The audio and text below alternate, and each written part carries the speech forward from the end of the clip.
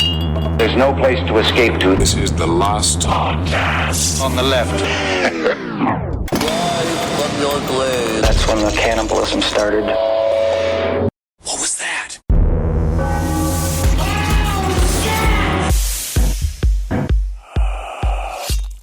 I tell you what, quarantine's going great. Family loves me. You look family great. Loves me. Wendy loves me. Natalie loves me. But for some reason, Natalie didn't appreciate, because there are times when, during this quarantine, you just forget. You just forget. Sometimes I forget I'm not alone. You know what I mean? So I guess Nat didn't really appreciate that I woke her up this morning because I went to open the refrigerator to have my old man cereal, because I need fiber to get my shit going, right? I have about 50 mgs of fiber, of 50 Gs, 50 KLs of fiber in my body, just so I can shit. Yeah. I'm not sure how much that is, but I opened up and we didn't have any milk, and I started going into, milk is gone. Milk has gone away. Oh. Milk is gone. Wow, Fat Man Soul. Milk has gone away. Welcome to the last podcast on the left, everyone. I am Ben Kissel, staring at the beautiful face of Marcus Parks. Hello. And My of course, cereal ain't gone. the milk is gone. Fat Boy Soul, Henry Zabrowski with us as well. We're all getting through this quarantine together. So you did not realize that the milk was gone the night before. I thought that you were going to be one of those guys who realized you shake the milk carton. You're like, we got about 3 inches of milk left. We got to go to the store. We got to re-up this milk, because if I go in, I open up this fridge. This is how families get killed.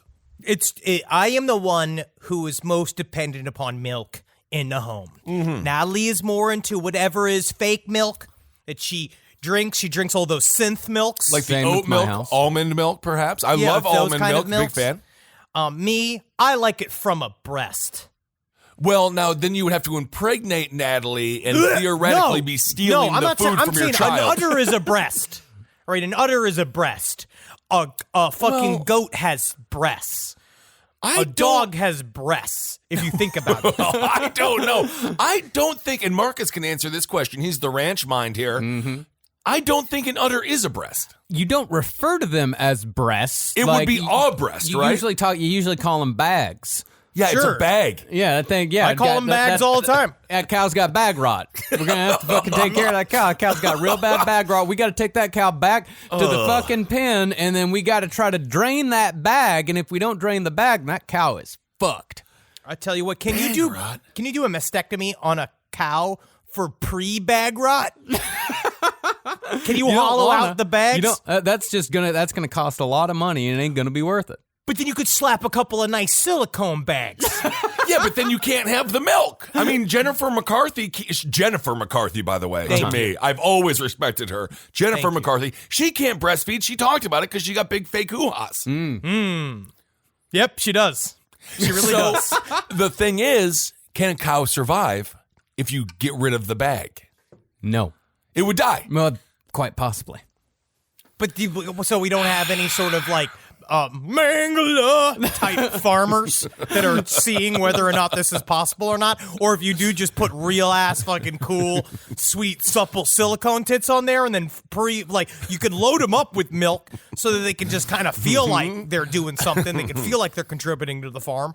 I'm just going off of a conversation I had with my father 2 weeks ago, and I did not have as inquisitive of a mind as the two of you to ask so many follow-up questions. Wait a second. You had a conversation similar to this with your father? This exact. The conversation about the bag rot. Yeah, you had a couple of cows got bag rot.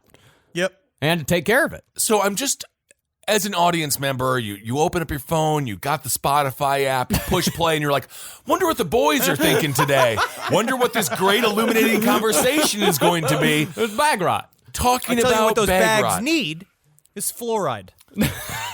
That's the big thing. And that's why in Europe, their teeth are worse than here, because in America, we put the fluoride in everything. It also keeps us from being psychic. That's what they say. Calcifying that third eye. Well, speaking of animals, Marcus does have, and we'll get to that here in a second, Marcus has an amazing story about tigers, because tigers are all the rage these days, even though we were talking about Joe Exotic way back in September of 2018.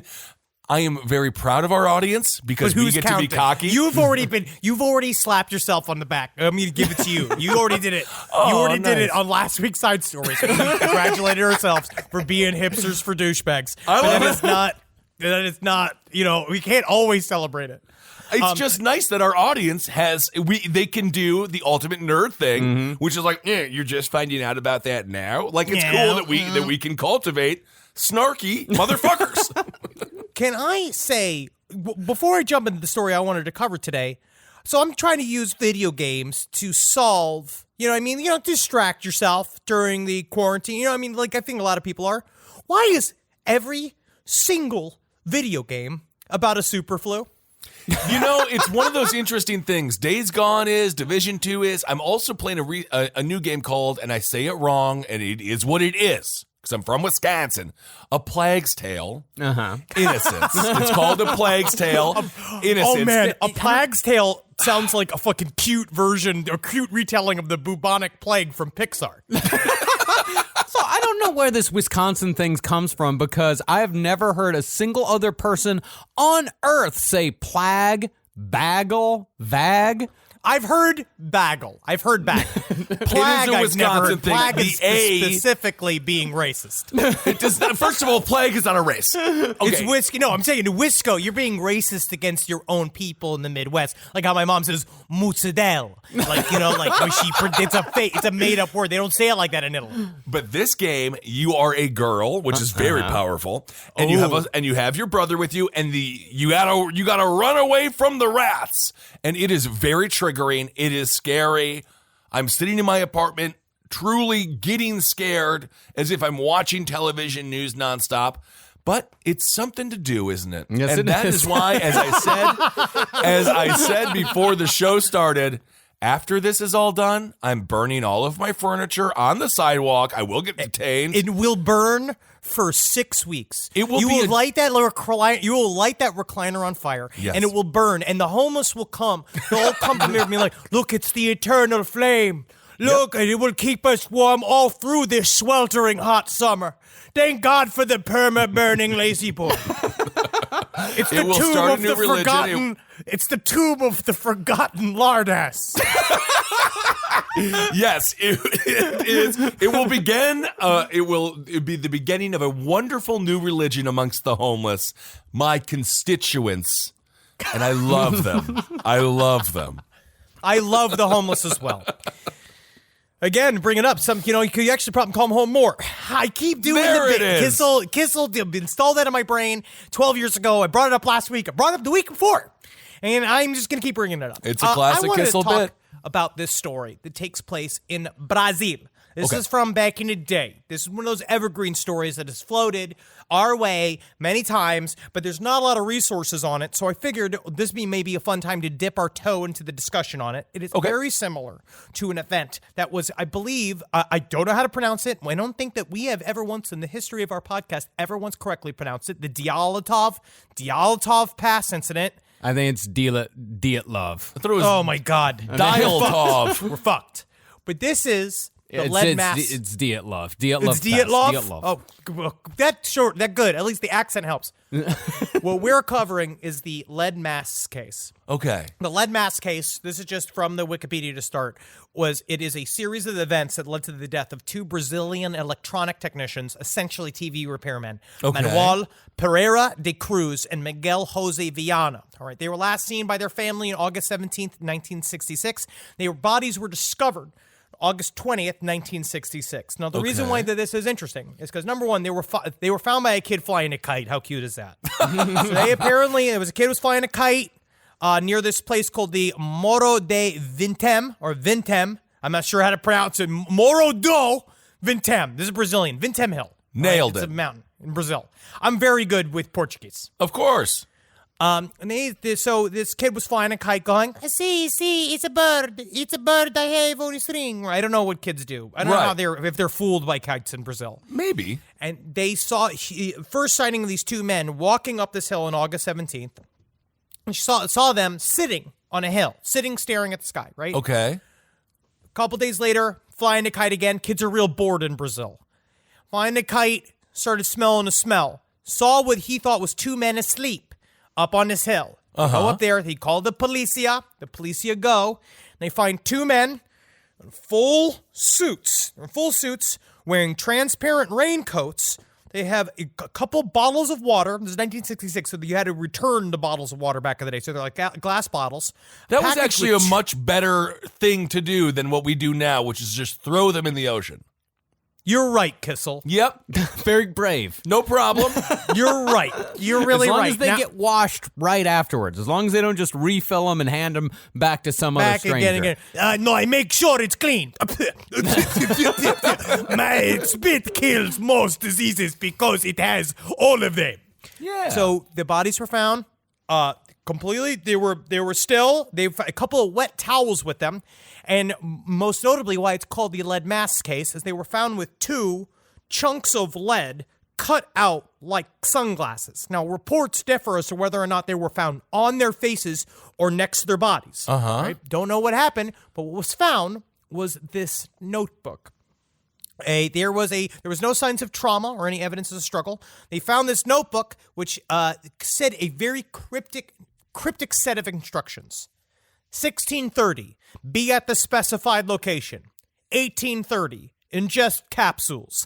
After the effect, protect metals. Await signal, mask.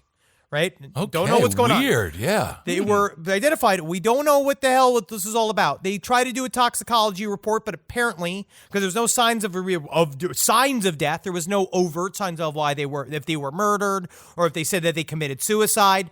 But they were totally intact. There was no like bullet in their brain or anything like that. They were fine.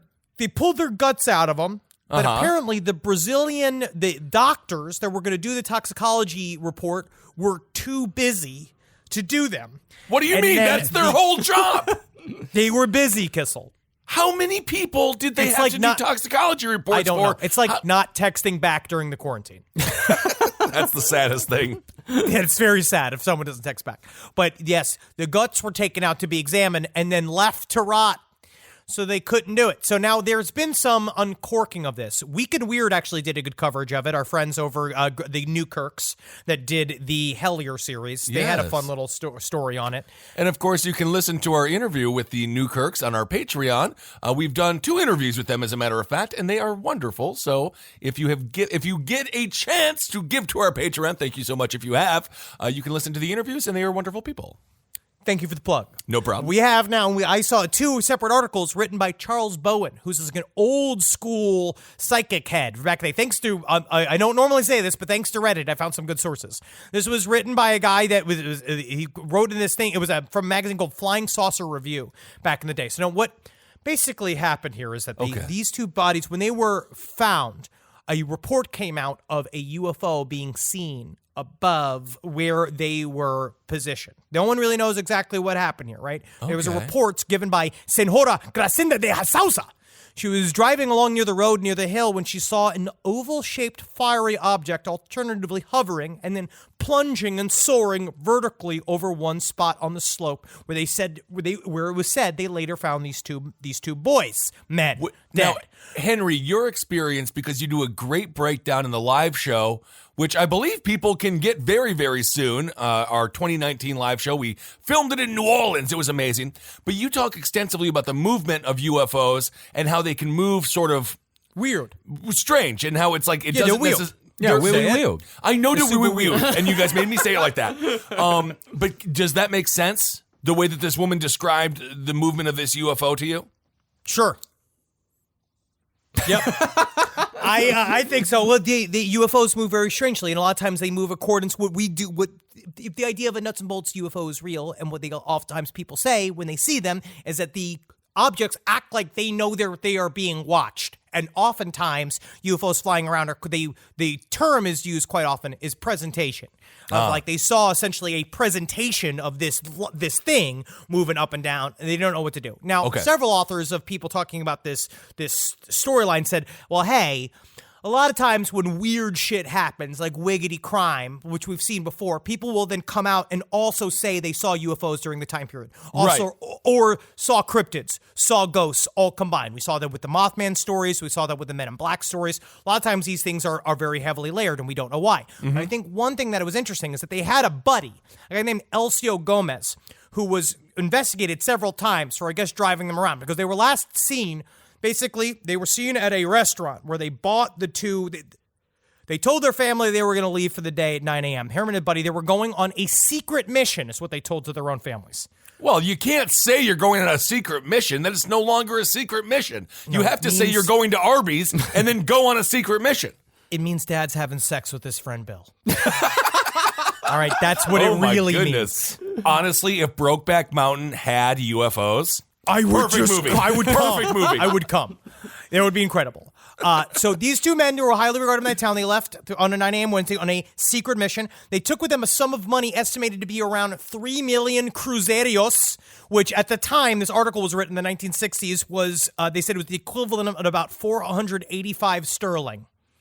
So I'm still confused. So you just confused me more.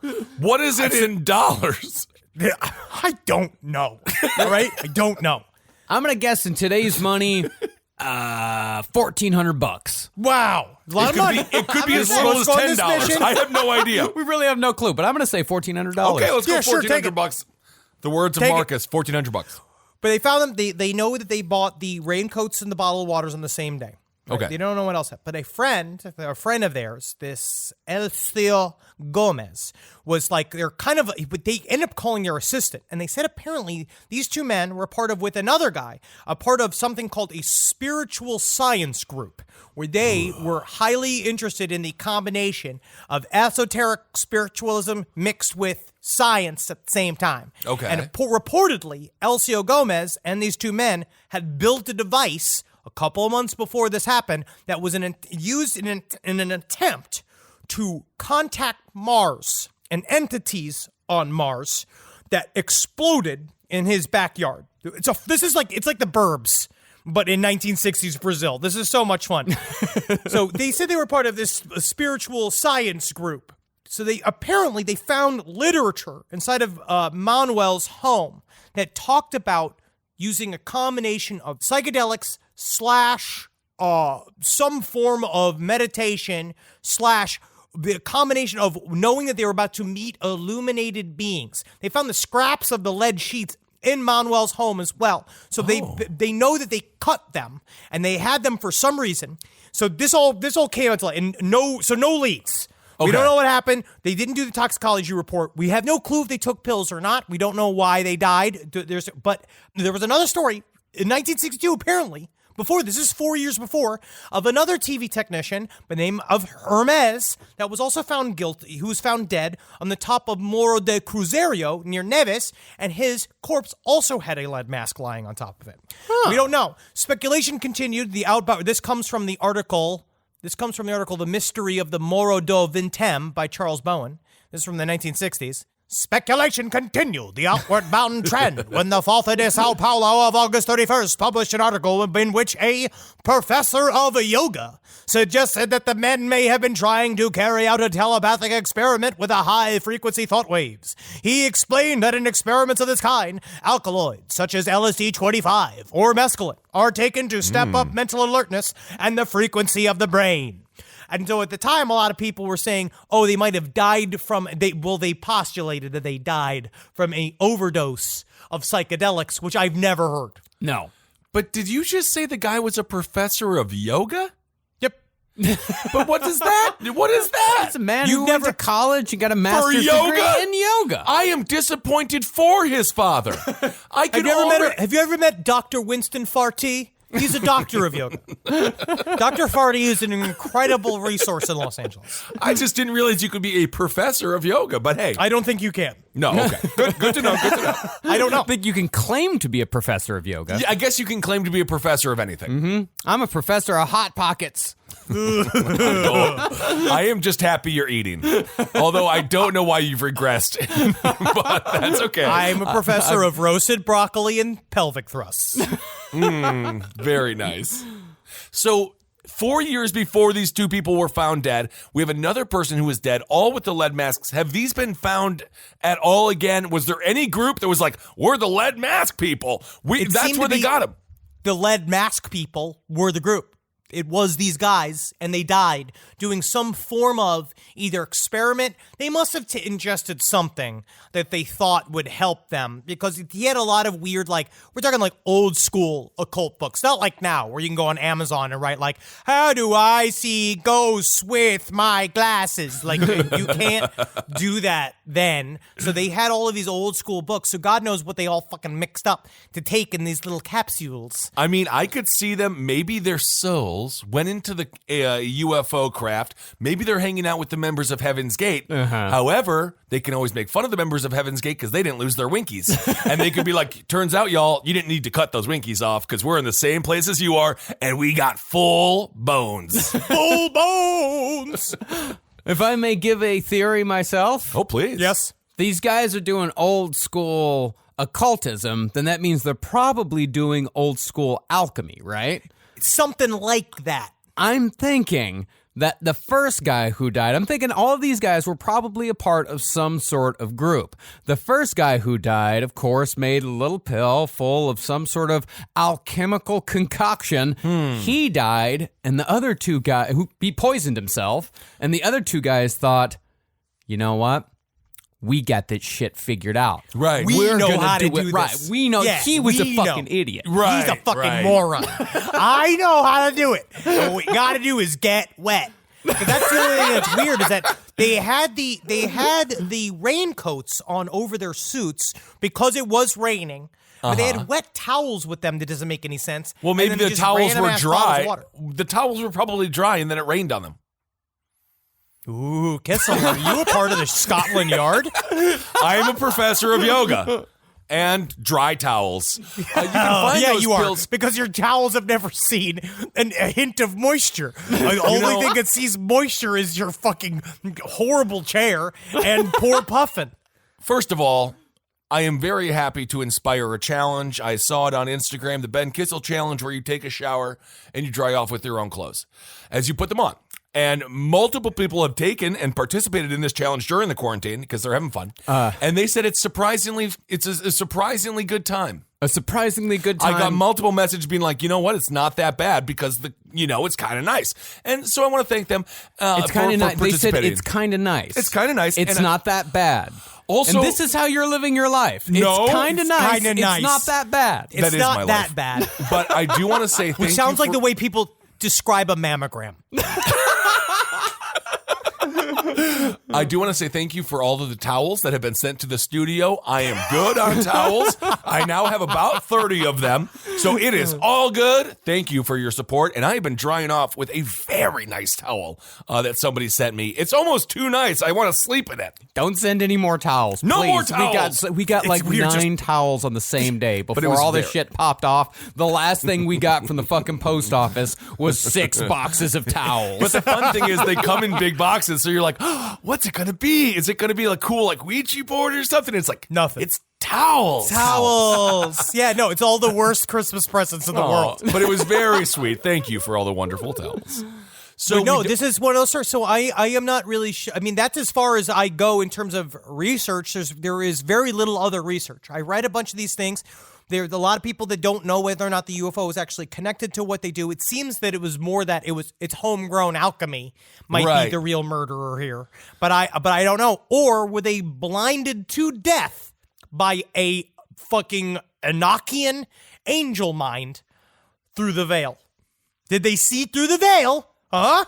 Hey, Henry is just asking questions. He is. Just And asking that's all you can do. questions. Yep. Also, if you want to get those pills, you can go to InfoWars/merch. And I'm go to their sure merch those pills page. are right there. Get your tactical bath. Just have a nice time with it. Absolutely. I know what's going on. I'm an expert. I know for a fact if I ever see an angel, fucking wear sunglasses and shoot it in the head. Well, evidently, Marcus was telling me folks in Texas with the coronavirus, they are on the front lines. And they are heavily armed, and I hope they find a way to shoot that damn thing. Yep, Lubbock, Texas. That's what my buddy Robert told me. Is like, yep, everyone in Lubbock is preparing to shoot the coronavirus to death. If they could, they will. If they could, that's where the guns. That's what they're here for. Absolutely. That's why we don't need. That's what I would say. Repeal all gun control. We need to start killing more viruses like this. Well, you know what, Henry? Thankfully, we've already done that. Wow! Congrats, everybody. Because Robert is the owner of Starbucks and Comics out there in Lubbock. So once everything calms down again, please go out and support your local comic book store, specifically Starbucks and Comics in Lubbock, Texas. Absolutely. I just wish I had more friends here willing to do more electronic experiments with me. Electronic music? No, like trying to use technology to see other beings and stuff. You want me to go hang out with you, put some wires up to your car battery, attach them to your testicles, and start the car? No, this isn't Al Qaeda. I'm trying to see ghosts, Kissel, but not the old-fashioned way. Oh, you don't want to play Guantanamo Bay with me? You don't want to play Guantanamo Bay with one of your best friends? Oh, man, that'd be kind of cute. And we can go get in the pyramid, and I could wear that weird hood, and then we could listen to a lot of Slipknot. It sounds fun if it wasn't torture. No, for them it wasn't fun, but for us it would be fun because we'd be volunteering. Yeah, that's true. So, speaking of good times, Joe Exotic is not having fun right now. Joe Exotic has coronavirus. Potentially coronavirus. I am honestly, just so sick of everything being so on the nose. I'm so sick of everything just being so like it was put together by a 33-year-old development officer at a comedy channel that has never seen a live show. Joe Exotic, he has been transferred to the hospital. He does not have coronavirus as we know it. He did transfer from a jail where people got tested positive for coronavirus. Well, he went from coronavirus isolation to the hospital. So really, that's where you want to be. They treat you mildly like a human. Yeah. It is much better than jail. I don't know, Kissel. I don't know. I think going to the jail hospital is better, but I don't know if it's good to be sick in jail. I think it's bad. I think it's really scary. I'm not saying that. I'm just saying it's better to be in the hospital place where they kind of take care of you a little bit and maybe they fluff you or something. I don't know. I don't think they do. I don't know. All I know is Joe was getting bullied in jail and now he's hanging around with the nurses and having fun. He wasn't having a good time in jail. He was getting bullied. I don't think. I think they might have been giving him a hard time in jail. I think so too, because his personality wasn't necessarily perfect for jail lifestyle. You can't be a star in jail. No. Because you're really not looking for attention. No. Yeah. Absolutely not. But Marcus, you have some more information on really what should have been more focused on. My only complaint, which I thought was a very great docuseries, they could have done one episode on the tigers. Yeah. I could have gone for one, but then again, I guarantee you people would have complained and be like, why is it so long? So I understand they cut it. But the last one was more about the tigers. The last a little bit more, but they saved it for the very end, being like, "Oh, were you having fun listening to all these maniacs talk?" Well, they killed a lot of tigers. Like, I know. They did the same thing. I don't know what's going on with docuseries right now, but it was the same thing with Don't Fuck with Cats. Yes. Where the last 10 minutes were like, you shouldn't have watched this. Are you online right now? Are you the reason this man died? I'm like, leave me alone. I'm being a good consumer. I'm just trying to watch the TV because the other channels are yelling at me, and the other one's got a man in a mask saying I'm gonna die, and this one is innocent. It makes me feel normal. I don't know why docuseries are choosing to scold us by watching them, but whatever. I think by the end. Yeah, by the or is the real monster you? No, yes, you motherfucker! I knew that though. I knew that when I woke up. I'm sorry for everything. I know I start off as a monster. So considering all the hubbub surrounding Tiger King and all the ensuing interest in Mr. Joe Exotic, I figured we'd cover one of the deadly incidents briefly mentioned in the first episode of that series. Oh my God, this story is so freaking nuts. In 2011, a man named Terry Thompson opened the gates on his private zoo and let loose 50 dangerous exotic animals outside of Zanesville, Ohio, then shot himself in the head immediately afterward. This is one of those stories when it was breaking live. Did you guys remember watching this live? Yeah, absolutely. It was, if you did put the soundtrack to Benny Hill, it would have been kind of funny seeing all these fat sheriff deputies try to wrangle a zebra. No, there were no zebras here. This is all fucking like carnivorous mammals. But it was amazing for them. It was very hard to catch these animals. So he tried to commit suicide because of financial reasons? Like he committed suicide because or was it health? Does anybody know? Well, the story is glossed over in Tiger King, but, of course, the question is, why would this man do such a thing? Mm-hmm. Why would he let 50 deadly animals go, then immediately shoot himself in the fucking head? Because he's a super lazy Batman villain? Well, I got my answer in a GQ article written by Chris Heath in 2012, and that article will be our main source for today. So, in order to find out just what led to this man releasing 50 wild animals just prior to a suicide, let's get into the story of Terry Thompson. Yay! This is a fantastic tale. I mean, it's very sad, but it's a really good fucking story. And it, really gives you an insight into some of these exotic pet owners that are still, of course, out there today. And that's why Joe Exotic, Tiger King, captured America's attention, because these people are fucking fascinating. Yeah, and Terry Thompson is not a guy who owned a zoo that was open to the public. This was one of those private collectors that they talk about. That is just, he just got this shit because he wanted this shit. Do you just have a bunch of private store of tigers like wine? Like you wait till it matures and then you decant one at a time? Like why do you need more than one tiger? Well, let's fucking get into it, man. Let's do it. Terry Thompson was a Vietnam veteran who had never quite gotten over what he'd experienced in the war. He'd been a door gunner for a Huey helicopter, widely known to be amongst the most dangerous and brutal assignments in all of Vietnam. Is that like being a butler? Of death, so he would just mow people down. He was in the worst of it. This guy, I mean, his job was to soften up landing zones for medical evacuations, meaning he pumped countless bullets into the fields of Vietnam, mowing down enemy combatants so the helicopter could land. Yeah, he's probably got a hard time with fireworks and like all that kind of stuff. Well, firecrackers is probably a rough time for him. July 4th is not a good weekend for him. Yeah. How many times have I said this? I love my country, but I hate fireworks. It's fine to not like fireworks. Stop calling me anti-American. I'm the fireworks now. My grandmother used to, when we would watch fireworks growing up in Stevens Point, Wisconsin, every time she would hear a bang, she would stand up and start running. The next bang, she would fall down to her knees. And then by the end of it, her pants would be around her ankles because they would always fall down as well. Well, that's a new ankle falling. That's a new pants falling story. Her pants That's a fall new down. pants falling story. Her pants would fall down all the time. No one knows why, and she never cared. Well, sometimes when Thompson was in the helicopter, his team was faced with so many injured men in the field that the medics would have to pry fingers off the helicopter's landing gear just so they could take off. Sometimes there were so many Viet Cong that Thompson ran out of bullets. Yikes. Whew, that's not good. Not good at all, because I think they gave him a lot of bullets. They gave him a lot of bullets. It was Vietnam. Yeah. But Vietnam was also where Terry Thompson's love of animals began. In the midst of the war, Terry Thompson befriended a little monkey, and taking care of that monkey was said to be the only thing that kept Terry sane. Oh, that's nice. I mean, it's also That's kind kinda of insane to be just talking to a monkey all day and treating it like it's a real person. I mean, know how I get it it. is. You take it where you can get it. Tell me what, Mr. Gillikers. I bet you don't blame me for what I gotta do for my country, right?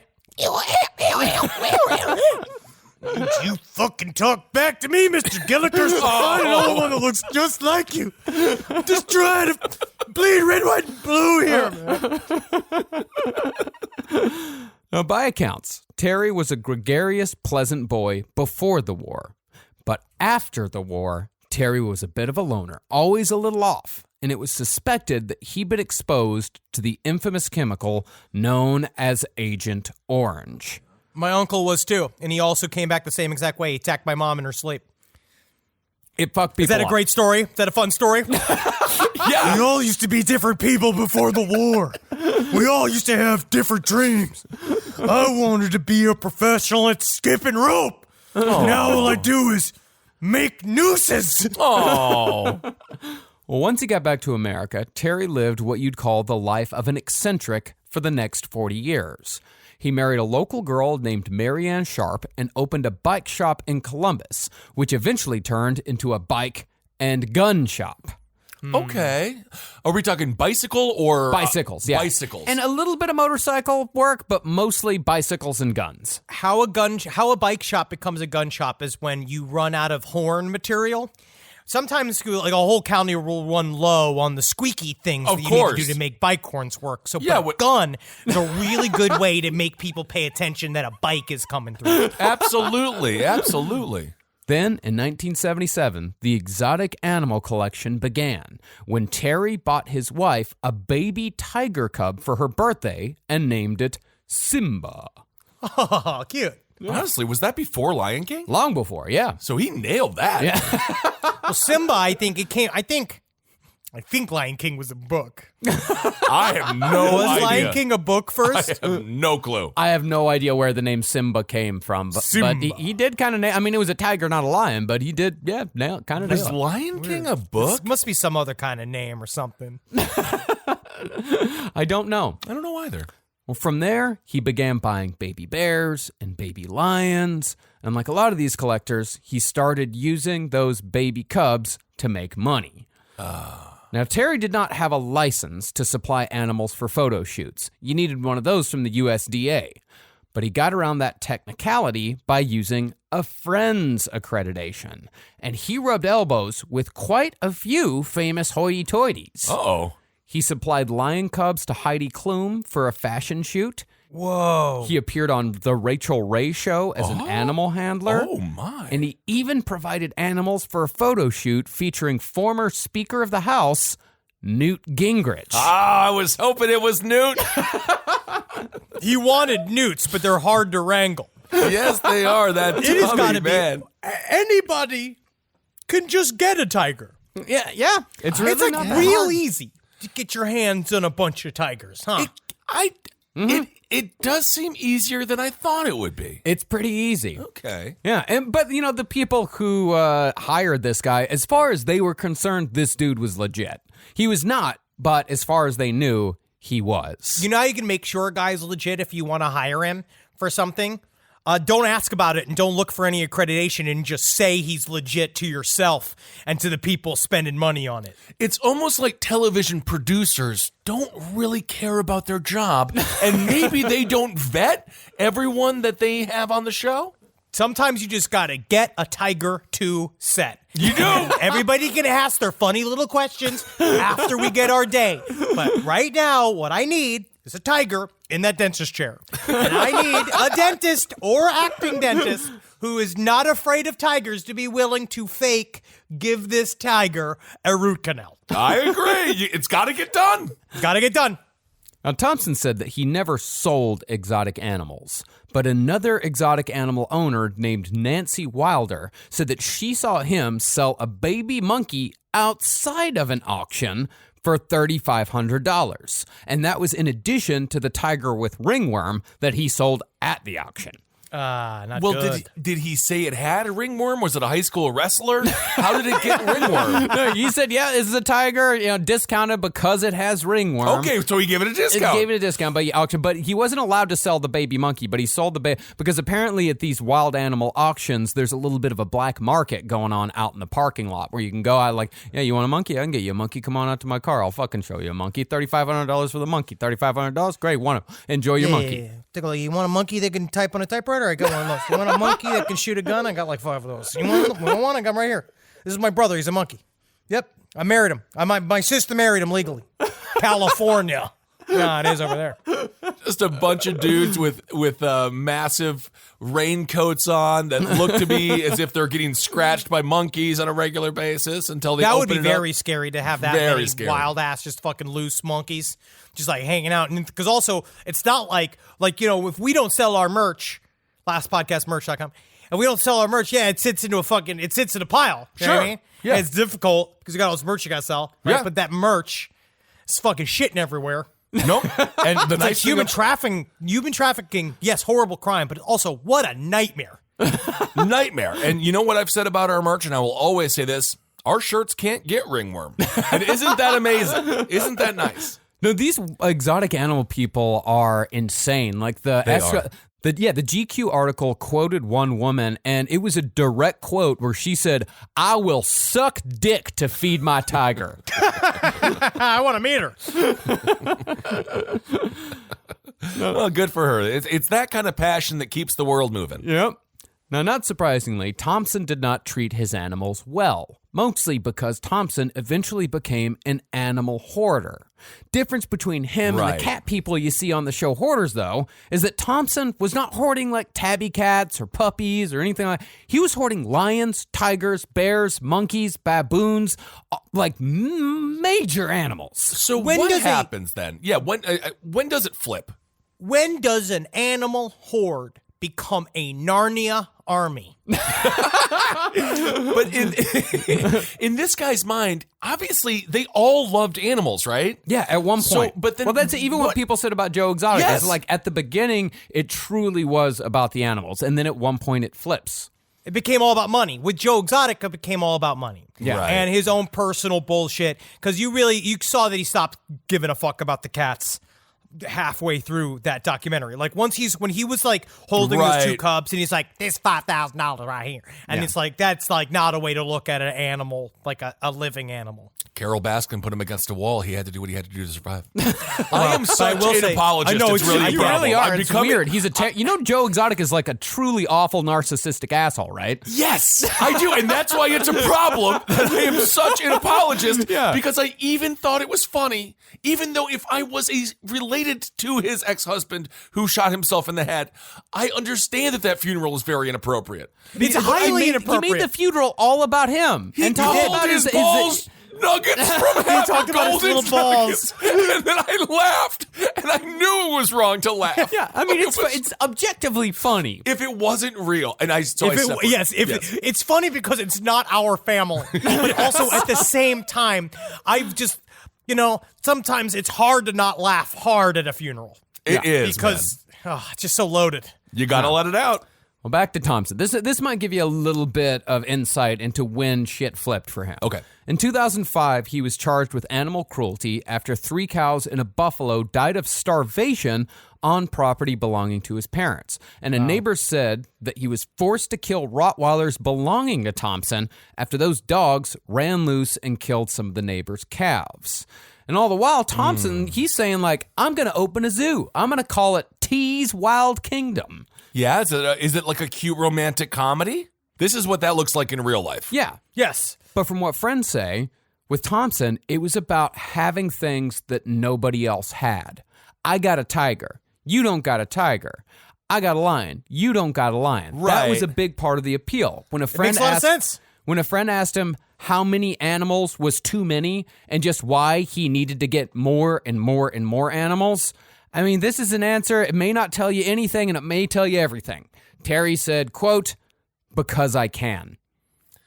It's me with my fucking shoes. He's viewing these fucking tigers like they're Jordans. Yeah. Right. It's just did he at any point have food? Like, Yeah. did he understand how much he has to provide for them? He had a caretaker. He did the same thing that Joe Exotic did. They would troll the highways looking for roadkill. They would get surplus meat. They do that same type of shit, where they found the meat where they could. But did he then take the same meat and put it on the fucking pizzas and sell it in the fucking commissary of the zoo, which is still one of the best? I think that's an unsung part of that Joe Exotic documentary series. When you saw that they're eating the same meat that the tigers are eating. Maybe it was the amount of edibles I was on, or maybe it's just this weird fascination. But the pizza looked good. The pizza looked. It had you're grilled disgusting. cheese. All You're pizza disgusting, looks Kissel. good. No, sometimes it doesn't. I'm gonna stick my neck out That and say pizza sometimes look- some pizza doesn't look good. Yeah, all right. I know it was garbage meat. That's not appropriate. Yeah, that's definitely not. It's appropriate for a man to eat, but not appropriate for a man to serve at a restaurant unless he's upfront about it being garbage meat. Yes, you gotta go to right. Garbage Meat. There was a restaurant just called Garbage Meat, and they just said it's $2. Eat till you puke. I think that's fine. I think that's totally legit. And if you dress like a raccoon, you eat for free. Yeah. I love it. Ah, cute. I mean, I don't think there's anything wrong. I mean, there's a lot of wasted food There in this is a country. lot. There's a There ton is. of wasted food, and I think that's good that they were repurposing the wasted food, but you got to be upfront that it's wasted food. I understand. You got to be upfront about it. Okay. Well, Thompson, just like most of these exotic animal owners, was massively into guns. Cool. And that's what ended up landing him in prison in the late 2000s. Is it? I guess it's people who have a high need for danger and just like, I guess also dominance. I don't know. It's very bizarre. The gun Venn diagram of gun ownership and tiger love. Yeah. I think that it is a rebellion of sorts. You're also surrounded by tigers. That's a good That's point, the only too. time it's appropriate to have multiple assault guns, assault rifles, all that shit, because you're surrounded by the most dangerous creatures on the face of the planet. The animals we have been avoiding. I'm standing up. The animals that almost killed us in our most primal days, the ones that we had to escape in the jungle, in the night, that we learned how to create fire to avoid and build tools to escape from. We have now purposely put them in your backyard. Right. And then you're using the most powerful spear in the world to make sure that they don't kill you now because you put them back there when we've been trying to avoid them. That's a good point. It's kind of an arms race, isn't it? You got to beat the tigers. Well, yeah, I mean, it's one of those dumb, stupid rebellion things. It's the same people that take AR-15s into Walmarts just because they can. It's I like, you know. don't tell me what to do. I'll Right. do whatever the fuck I want to do. I want to get 17 tigers, I'll get 17 tigers. I want to get 133 guns, I'll get 133 guns. I had a dream last night that my son's ghost went into my rifle. So when you say for me to leave my rifle in the car, you might as well say leave your 5-year-old son alone in the car. Well, that's not right. That's not right at He all. died in the car, actually, my son. I did leave him You did in the leave back him in of the a car for several days. Yeah, I that forgot. that wasn't good, yeah. Well, in 2008, the ATF raided his home, and I didn't just pull 133 guns out of my hat. That's how many guns Terry Thompson owned, was 133. But it wasn't the stockpile that got him into trouble. This is America. You're allowed to own 133, 153, 183 guns. You can only use one at a time. Yeah. Yeah, that's the thing. In the end, it's like you have one when you just have one in your hands. But some of those guns weren't registered, and others had no serial numbers, which is a big no-no. So Terry did a year in federal prison.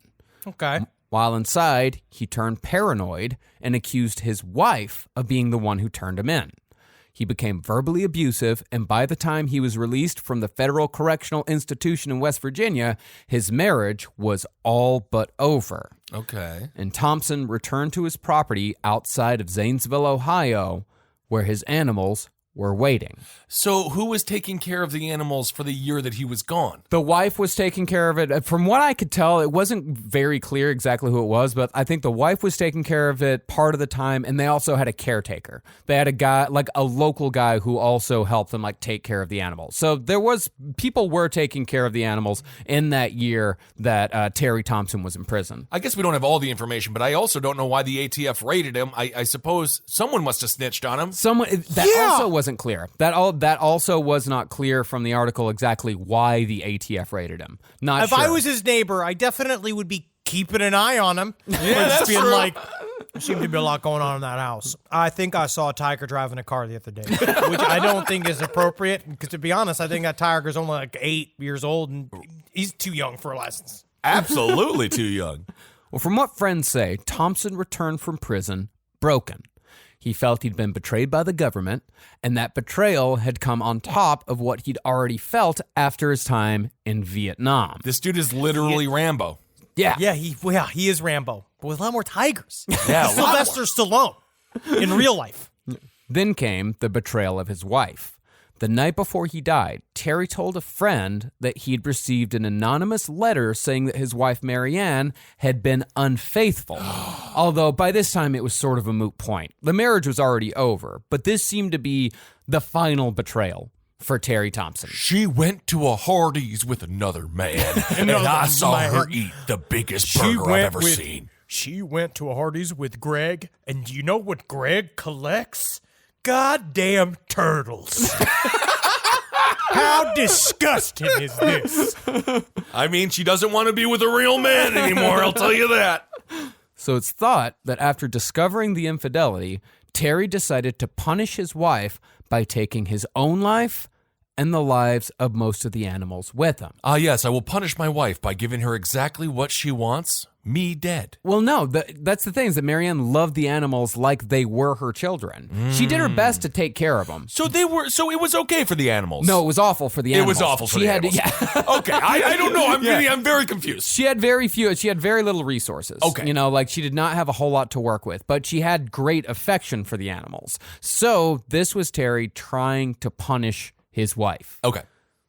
So on October 18th, 2011, Terry woke up, cut the locks from most of the enclosures in his private zoo, and set them all free, knowing that whoever had to clean up the mess would be forced to kill them. But this does bring up a couple of questions. And it's in those questions that conspiracy and rumor found a home. First, why did Terry cut the locks with bolt cutters rather than just unlocking them? He had the keys. He had the keys on him. Why did he cut the locks? Being a fucking drama queen.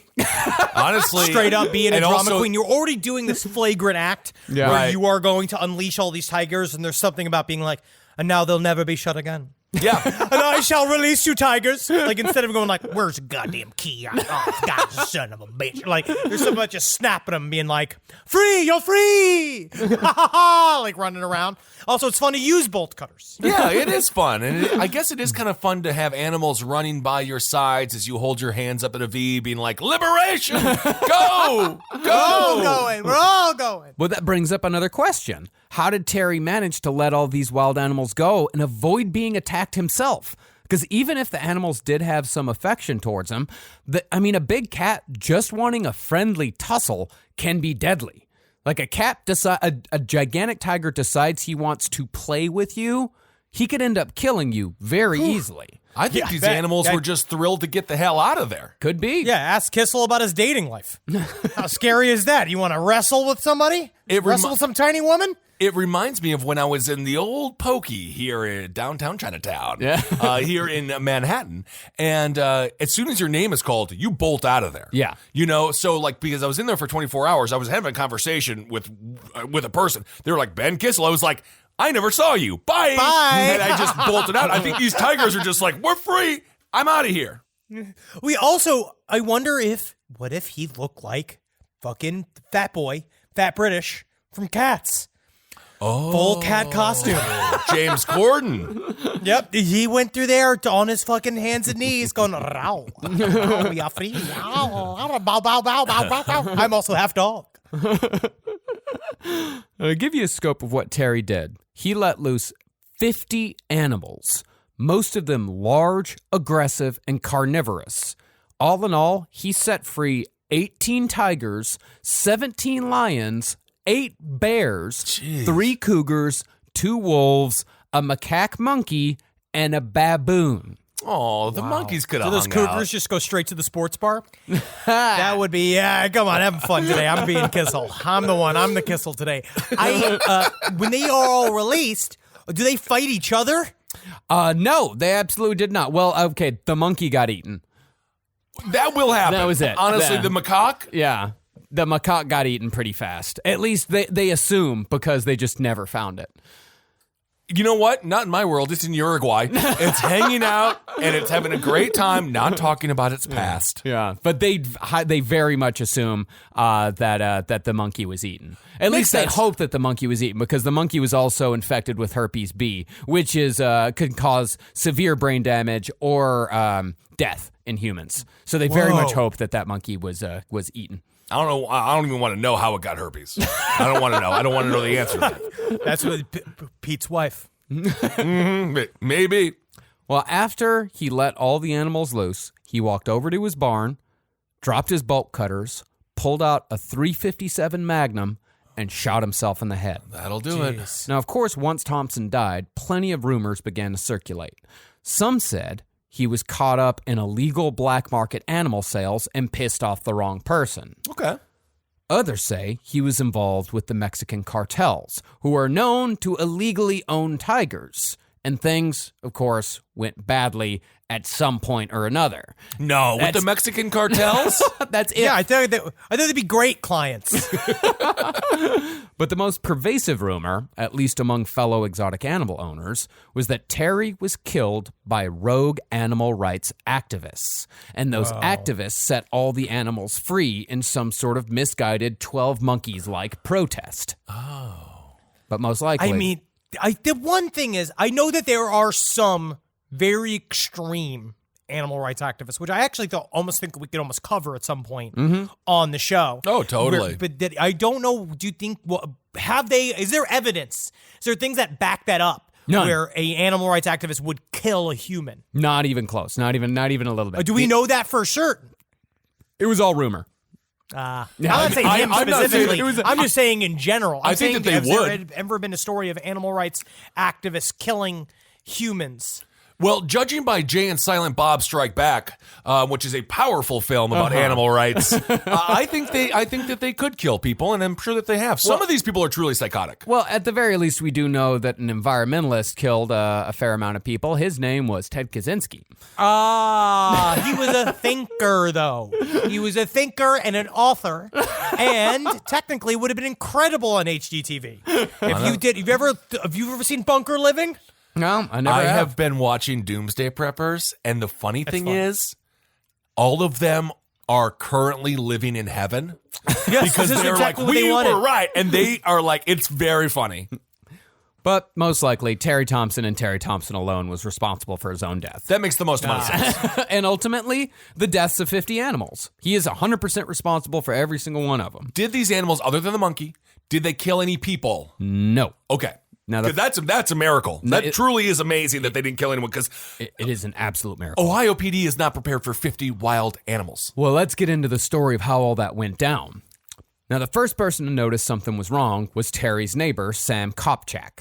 See, besides just wild animals, Thompson also kept a number of horses on his property, and Kopchak looked out his window that day to see those horses being chased by a black bear.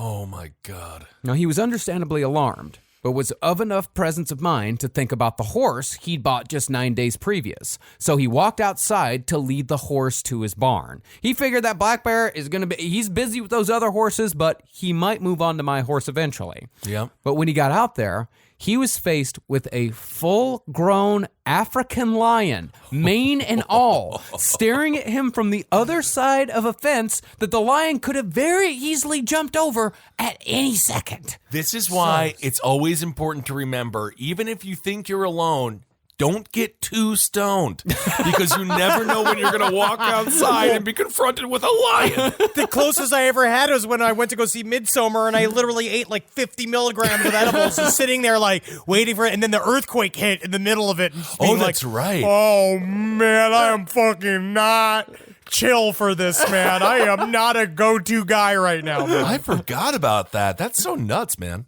So Kopchak calmly led his horse to the barn as the lion watched. Then he locked the barn door and called his mother with his cell phone. His mom was sitting in the house watching TV about 100 yards away. Oh, my and Kopchak God. just very simply told her, quote, "There is a major problem." Well, call me back after. because I could see you're smiling and looking at the lion on the phone, be like, "Hi, Mr. Lion. Hi, hello. Here's your problem. There's a major problem going on outside, honey. Yeah, there's a little bit of a problem going on here. Coochie, coochie, noochie,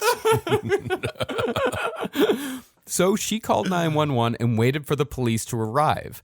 Meanwhile, Kopchak watched out the barn window and saw even more dangerous carnivores joining the lion.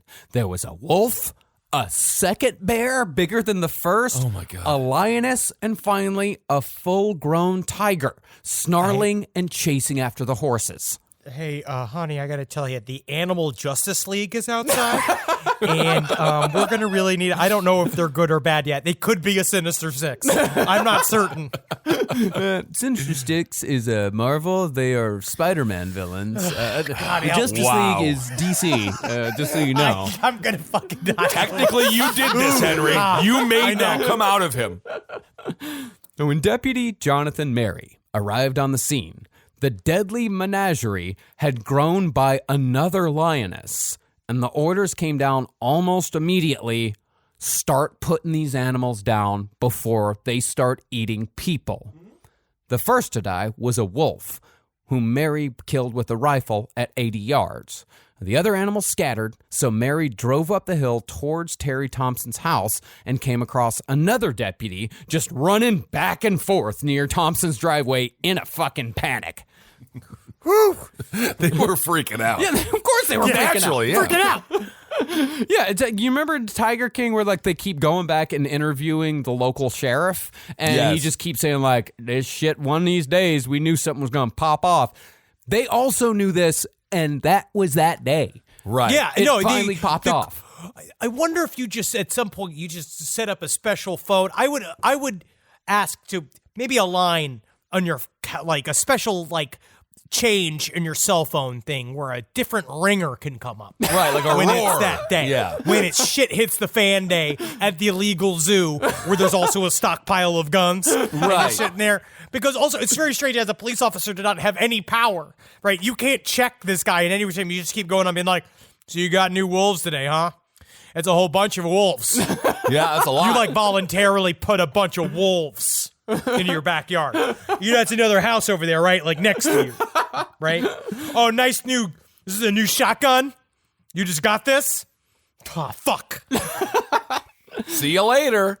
Well, Mary got out of his cruiser to assist the other officer, and he grabbed his rifle. But the rifle snagged on the computer, and in a brain fart moment, Mary just left the rifle behind. He went in unarmed? Well, no, he had a Glock, but that was it. But he's going up against gigantic fucking animals. And after getting out of the car, Mary was faced with another black bear who immediately started running towards him. Armed only with a Glock, Mary took aim, got off one shot, and the bear fell dead 7 feet in front of him because Mary had managed to shoot him right in the fucking brain. Oh, my God. That was close. Oh, no. Did you see Christopher Robin come out being like, that was my friend. Oh, no, my friend. It's like somebody from an insane asylum who thinks he's Christopher Robin. Look at all my friends. See here, we're all going to do wonderful adventures. Oh, God, he's ripping my fucking guts out. Oh, Tigger.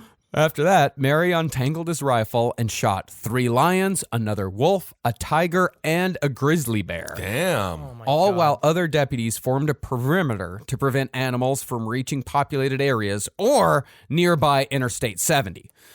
Can you imagine fucking driving down the road, down the fucking highway, and a couple of lions come out of the side of the fucking brush? The news coverage, I believe Shepard Smith was covering this live. Shepard Smith is one of the greatest news reporters of all time, despite the network he worked on, and he could do play-by-play. And it was like... He was one of the best entertainers when it comes to reporters. Well, that's what news is. Yeah.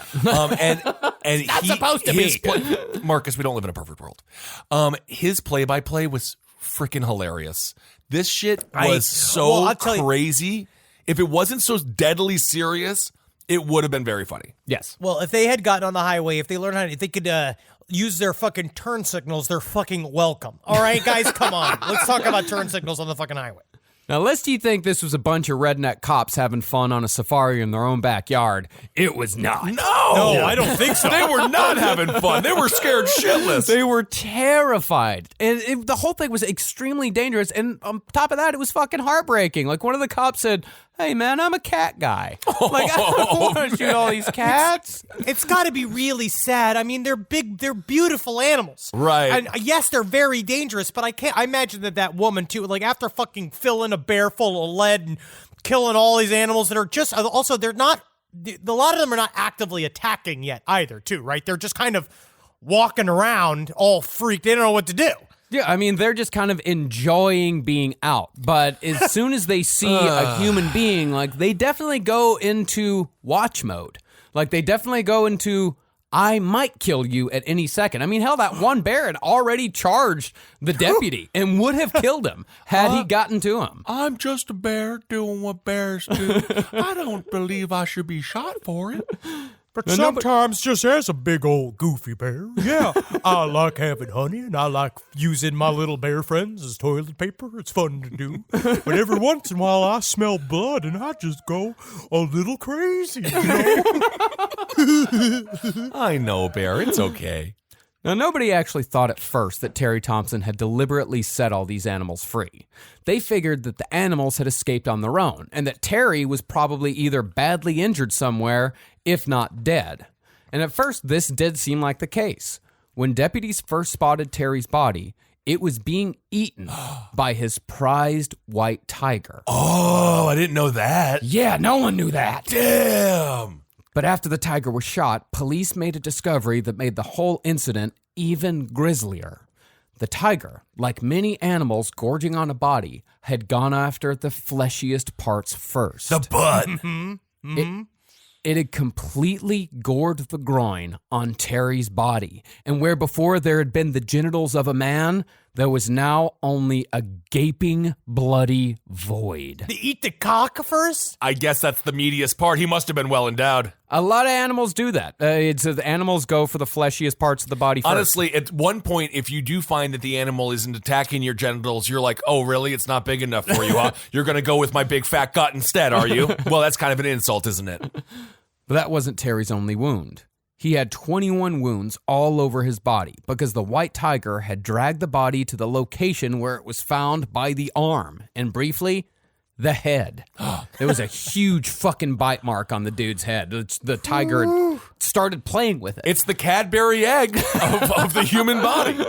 It is, but I could see it was. I wonder if it was almost trying to. It knew him so well, right? The tiger knew him so well. They must have been And pissed I wonder off if it's at him. almost in a way of, like, taking him back to his cage.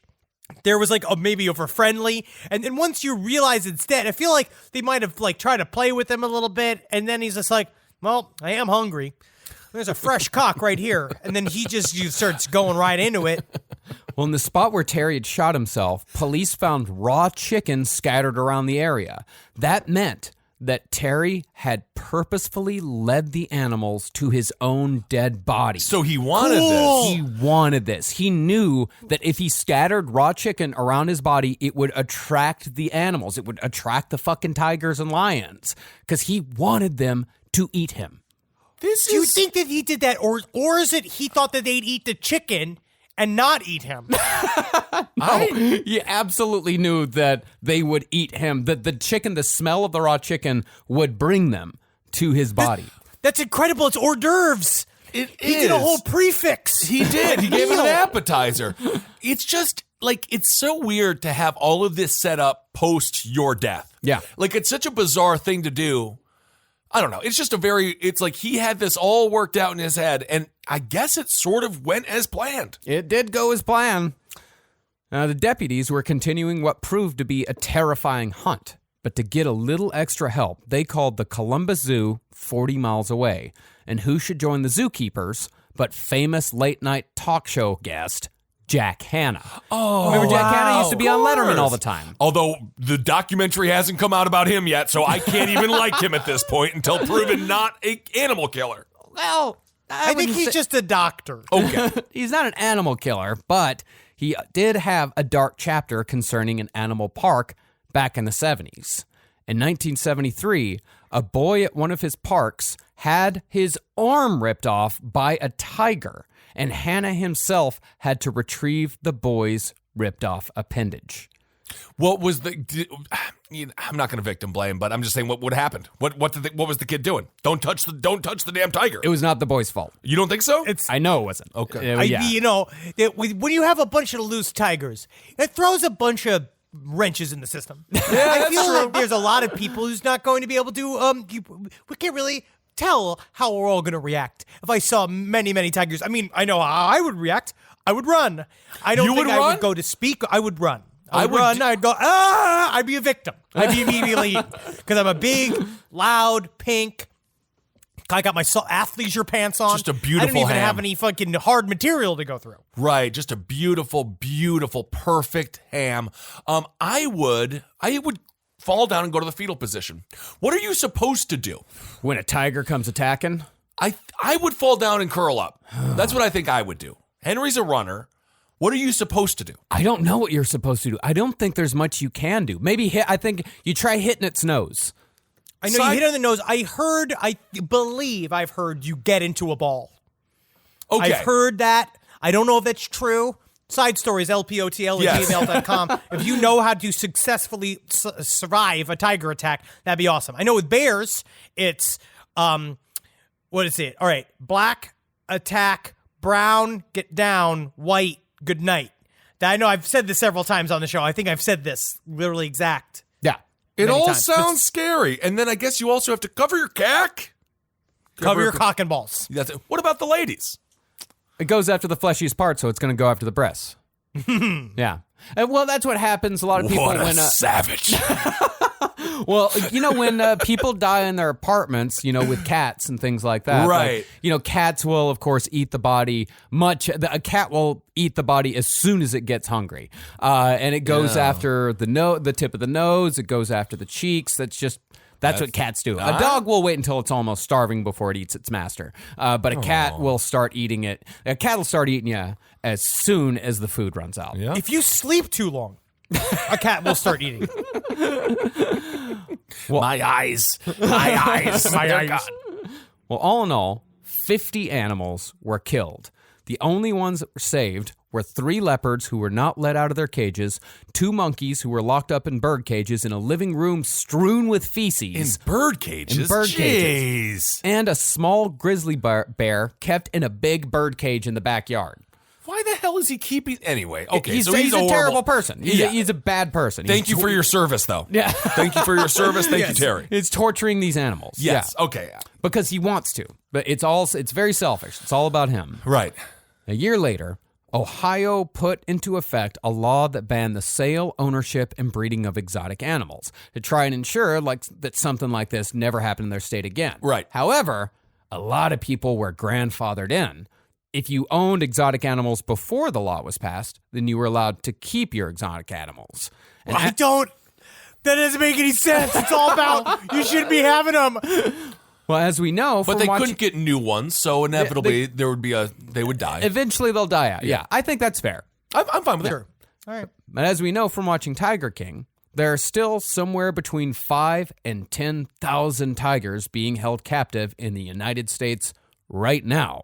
So it's only a matter of time before we see another Zanesville. Whoa. Don't say it like you want it to happen.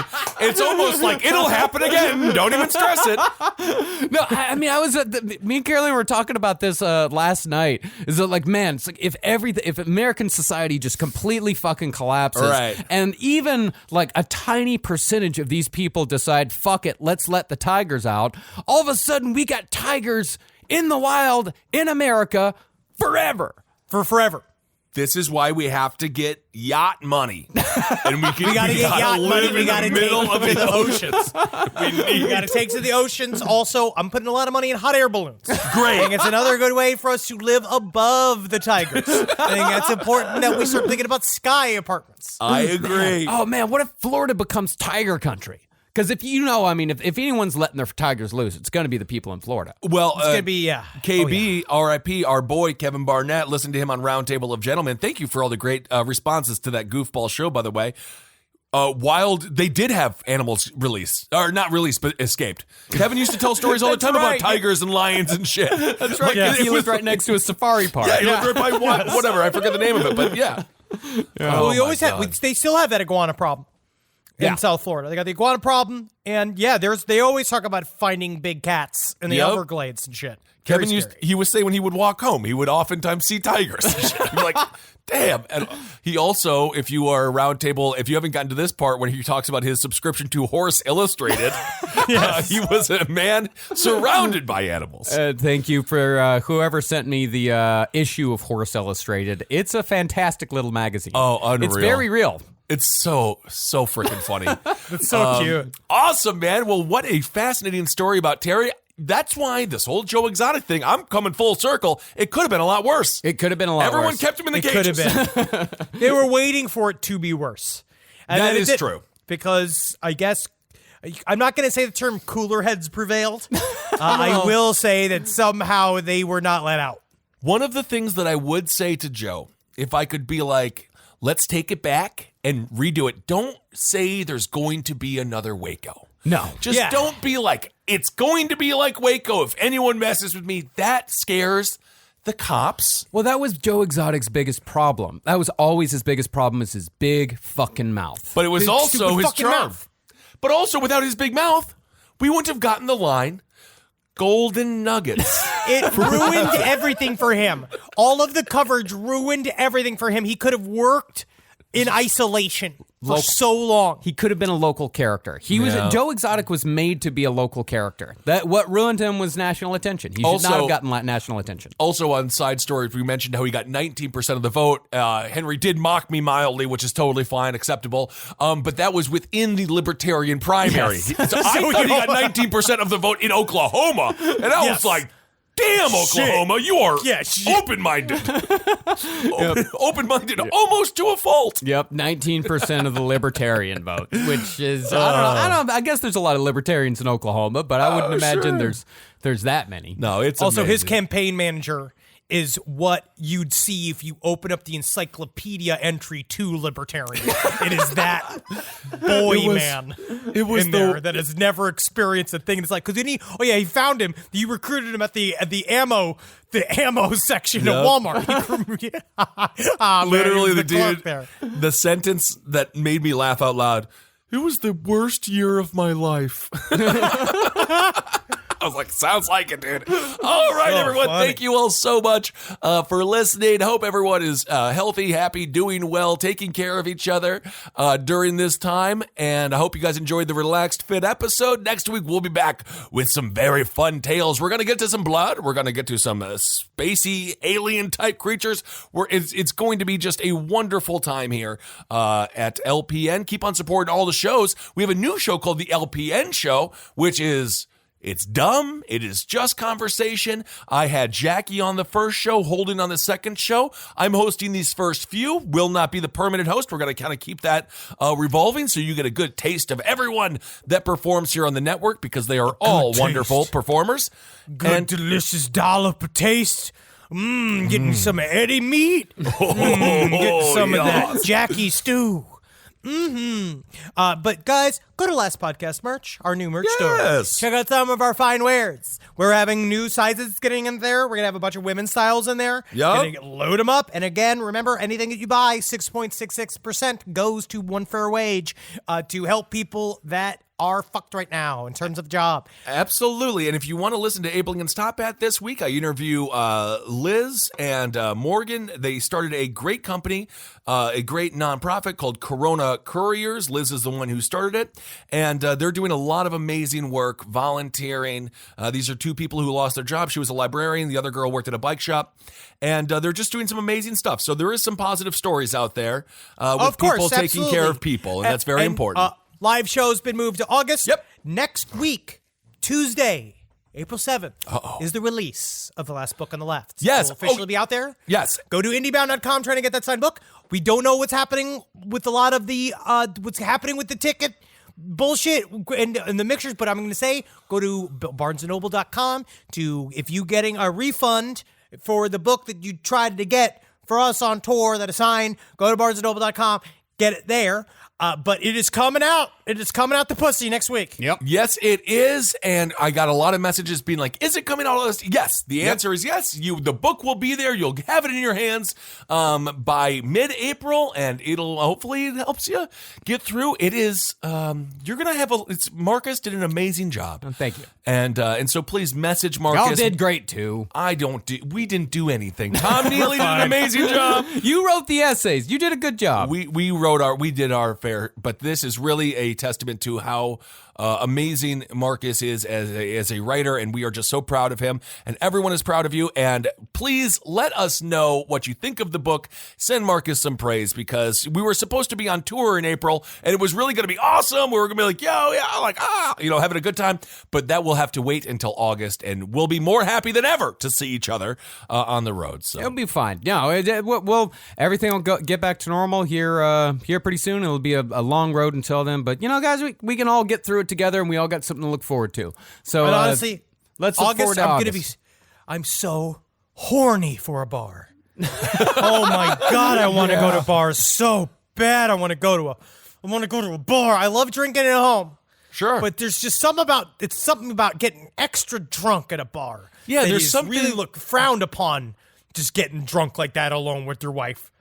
Yeah, there's home. something less alcoholic about drinking around other people, watching something, having a reason other than just total boredom. Yeah. Just pure boredom. We did have quite a nice, like super fucked up night, just alone in our apartment. You know, just getting drunk and listening to records all Saturday night. It was actually really nice. And of course, if you're trying to stay dry during this time, hope you're sticking with that. If that's what you want to be doing, I highly recommend honestly, weed edibles. That is very nice to reach out because there are people that are trying to fucking stay sober during this time. It is very, very difficult. I don't have the same strength. But those of you that do, keep on keeping on. What I want to do is give a shout out to my boy Kevin Gillespie. He's on Top Chef, All Stars right now. No kidding. He makes some of the best food in Atlanta. He is an incredible chef. He's crushing it on Top Chef right now. Okay. I give him big ups. And I also want to give some support to somebody who really needs it right now. And I want to give support to Heidi Klum for her new show, Making the Cut on Amazon. It is a lot. I love fashion shows. I do. I love fashion shows. Naomi Campbell's so mean. That's your review? She's so mean. And she always wears sunglasses inside. I don't know how she sees the dresses. I don't know either. All right, everyone. Thank you all so much for listening. Hail yourselves. Hail Satan. Ogin. Magustalations. Oh, hail me so hard. Oh. You do not have to be hard to hail him or me or anyone. I just want Italian food that somebody else makes. If you are, what if you are erect? Would the lion, because that is no longer the softest tissue, would the lion still attack your genitals? It's still the softest tissue. It's just filled with blood. It only appears to be hard. Yeah, man. Then it's like a sweet egg roll to them, all filled with gushing blood. Yeah, it just means it pops like a pierogi. Yeah. It's like, hey, look at me. Eat me first. Oh man, I wish I could go back in time and not say the sentence I did to start that conversation.